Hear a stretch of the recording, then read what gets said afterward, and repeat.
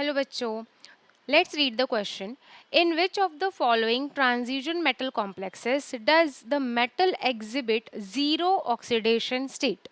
Okay आपको एक cobalt का कॉम्प्लेक्स दिया हुआ है, एक आयरन का है, एक निकल का एंड एक अगेन आयरन का ही है. बस इसमें आप देख सकते हो यहाँ SO4 है, यहाँ पर आपका Cl3 प्रेजेंट है. राइट तो दो डिफरेंट हमारे कॉम्प्लेक्सेस है यहाँ पे. तो जो की कॉन्सेप्ट है इस क्वेश्चन का वो एग्जैक्टली क्या है, एक हमें यहाँ पे फाइंड आउट करना है कि ऐसा कौन सा वो मेटल है जिसका ऑक्सीडेशन स्टेट ज़ीरो है. ठीक है, इन कॉम्प्लेक्सेस में ऐसा कौन सा वो मेटल है जिसका ऑक्सीडेशन स्टेट क्या है, ज़ीरो. तो जो की कॉन्सेप्ट है it is actually oxidation state.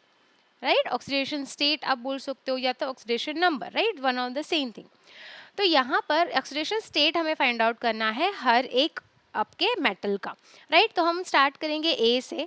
तो ऑक्सीडेशन स्टेट कैसे फाइंड आउट करते हैं, अगर हम कोबाल्ट का फर्स्ट वाला जो हमारा ऑप्शन है वो लेते हैं, यहाँ पे NH3 6 एंड यहाँ पर Cl3 राइट. अब इसका जब हमें ऑक्सीडेशन नंबर फाइंड आउट करना है या ऑक्सीडेशन स्टेट फाइंड आउट करना है, तो कोबाल्ट का तो हमें पता नहीं है तो हम इसको X कंसिडर करेंगे. देन प्लस अमोनिया का जो होता है ना, अमोनिया बेसिकली जो होता है उसका वो ना ज़ीरो मतलब उसके ऊपर चार्ज होता है. ठीक है, उसका ऑक्सीडेशन नंबर या फिर चार्ज की बात करें तो ज़ीरो होता है अमोनिया के ऊपर. ठीक है, तो ज़ीरो होता है इंटू हम 6 कर रहे हैं, भले ही उसका आंसर ज़ीरो ही आने वाला है बट ये इंटू 6 हम क्यों कर रहे हैं, बिकॉज 6 अमोनिया के ग्रुप्स हैं हमारे पास. राइट उसके बाद प्लस क्लोरीन. अब एक क्लोरीन के ऊपर -1 चार्ज होता है और टोटल हमारे पास 3 है. राइट तो हमारा आ जाएगा -1 into 3. So it will be equal to zero, क्योंकि ओवरऑल कॉम्प्लेक्स के ऊपर कोई चार्ज नहीं है तो that's why it is zero. तो अब जब x की वैल्यू आप फाइंड आउट करोगे तब आपको x की वैल्यू मिलेगी x plus zero minus 3 which will be equal to zero again. And x की यहाँ पे वैल्यू हमें मिल गई, ये -3 यहाँ चला जाएगा एंड इट विल बी +3.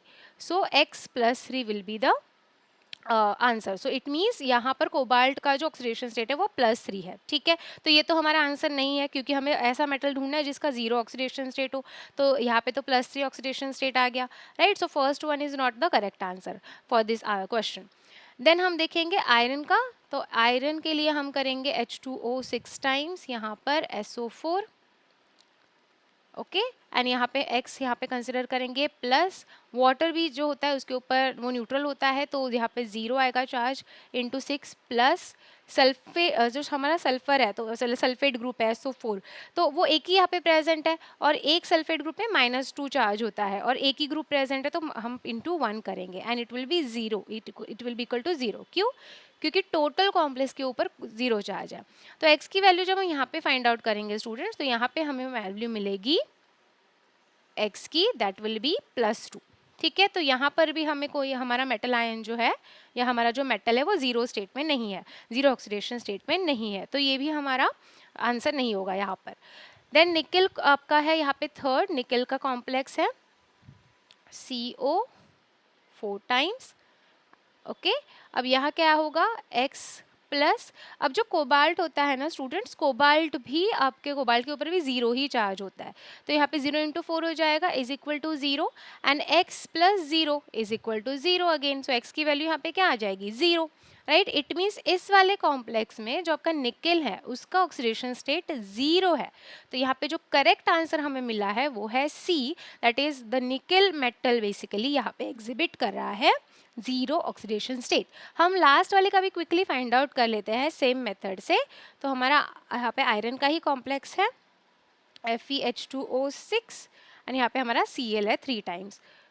तो यहाँ पर हम इसको भी कैलकुलेट कर लेते हैं. ये हो जाएगा x प्लस वाटर के ऊपर charge zero, so 0 into 6 plus chlorine के एक आयोन के ऊपर -1 चार्ज होता है into 3 will be equal to zero.